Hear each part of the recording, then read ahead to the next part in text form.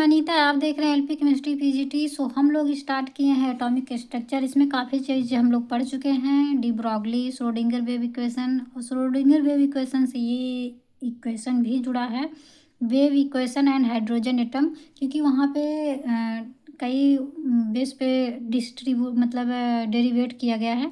लेकिन ये क्या है, ये इसमें एक एटम के लिए कैसे डेरिवेट करेंगे वो चीज़ है। ये है बीएससी, ये केवल बीएससी फोर्थ सेमेस्टर के लिए है, वो लोग के लिए बहुत इंपॉर्टेंट है। और पीजीटी वगैरह में केवल इसका फार्मूला जैसे कि ये है, ये पूछ लेता है। सो बीएससी फोर्थ सेमेस्टर में जितना है सिलेबस में, केवल उतना ही बता रहे हैं। बाकी इसको सॉल्व करने के लिए, ये चीज़ सॉल्व करने के लिए ज़्यादा लेंदी है, बट इसे हम सॉल्व नहीं किए हैं। इतना आपके सिलेबस में है तो इतना ही पढ़ा दिया जा रहा है। इसको स्टार्ट करने से पहले एक रिक्वेस्ट बोलेंगे कि जो लोग न्यू हैं प्लीज़ चैनल को सब्सक्राइब करें और लास्ट तक देखें, और लाइक सब्सक्राइब करके ही जाइएगा, ठीक। इन्जॉय करते हैं, इन्जॉय करिए। और इन्जॉय का मतलब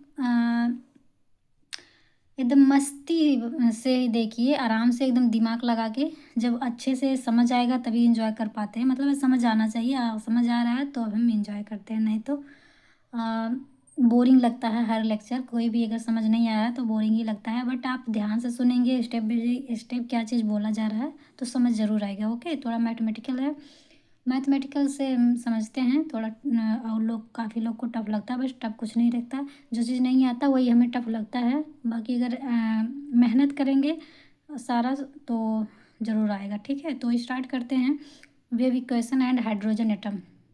okay, in case of hydrogen atom के केस में, इन विच ए सिंगल इलेक्ट्रॉन, मतलब कि हाइड्रोजन एटम जो है उस केस में हाइड्रोजन का जो एटॉमिक नंबर होता है वो केवल एक ही होता है, ठीक। तो ही कह रहा है कि उसके पास, हाइड्रोजन के पास केवल एक ही इलेक्ट्रॉन होता है, ठीक है। विथ, कैसे होता है, with charge negative electron revolve around a proton with positive electron, ठीक। जो हाइड्रोजन रहता है एक इलेक्ट्रॉन, उसका एक नेगेटिव इलेक्ट्रॉन के साथ रहता है और एक पॉजिटिव के साथ। पॉजिटिव जो रहता है वो प्रोटॉन होता है, ठीक, और नेगेटिव एक इलेक्ट्रॉन होता है। ओके, आगे है, पॉजिटिव इलेक्ट्रॉन होता है। द पोटेंशियल एनर्जी, जो पोटेंशियल एनर्जी हम वी से रिप्रेजेंट करते हैं, इसके पहले इसके बारे में पढ़े थे।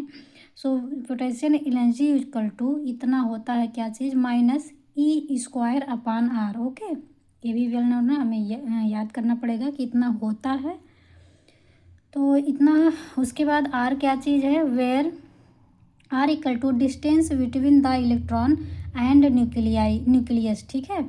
जो न्यूक्लियस बनता है हमारा इस तरह से, देखिए, जैसे ये पॉजिटिव, ये हमारा न्यूक्लियस रहता है, और इसके बाद जो ये ऑर्बिटल्स बनते हैं इस तरह से।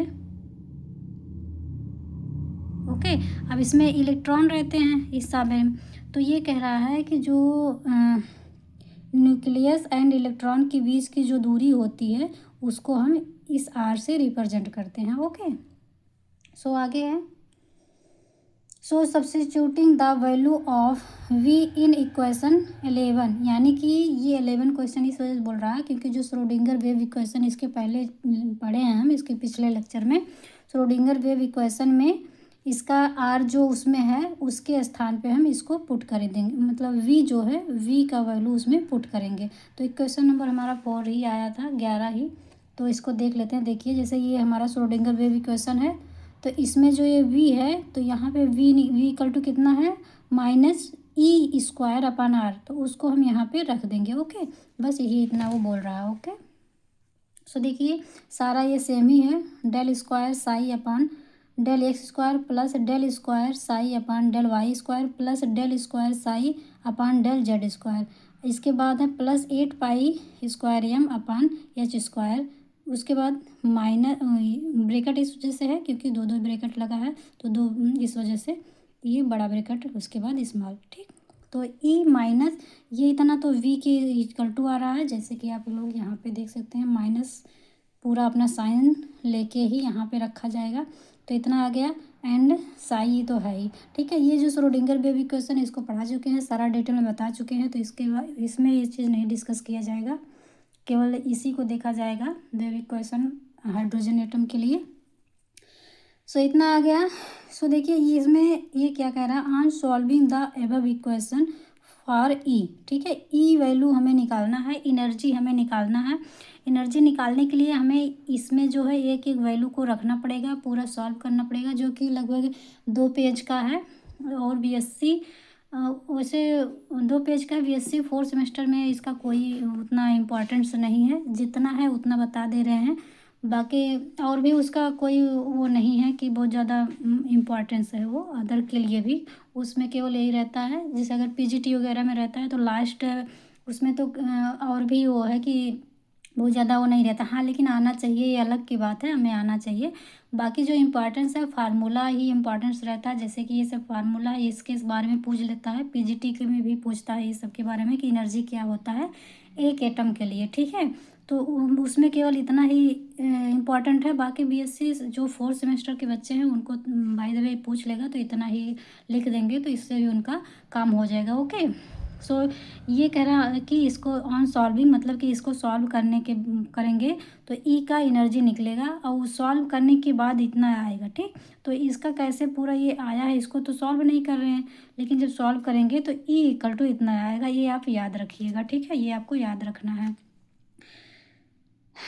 सो इतना तो क्या आ जाएगा, ई इक्वल टू -2 पाई² E4 m upon n square h²। Okay, so इतना आ जाता है, आप इतना ही याद रखिए। और ये इतना और इतने में ही आपका काम हो जाएगा। फिर इसी के बारे में कुछ थोड़ा सा लिखा है, क्या लिखा है, this value of E is identical with Bohr's value, ये बोहर्स वैल्यू की तरीके ही है। ये कहाँ से मिलता है, obtain on the basis of classical mechanics introduce arbitrary, ठीक। ये क्लासिकल मैकेनिक्स द्वारा हमें मिलता है।